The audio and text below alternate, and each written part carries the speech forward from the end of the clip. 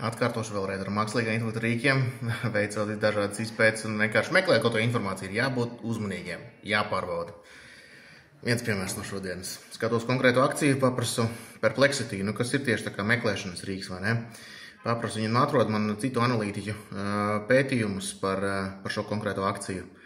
Un man iedod tādu foršu, tur viņš daudz lieka izdara. Es paprasīju tikai atrast šos rezultātus, bet tur jau kaut kādus pats, tur sāk kaut kādus analīzes veikt, vēl kaut ko skatās, kā tur citiem analītiķiem ir vērtējumi, akcijas cenas un tam līdzīgi. Un tad izstāsta viss ļoti solīdi, viss ļoti smuki izstāsta un jēdzīgi, sakarīgi izstāsta arī, kā tam it kā vajadzētu būt. Bet tad sāc spiest pa tiem linkiem un saproti to, ka tie ir nepareizie.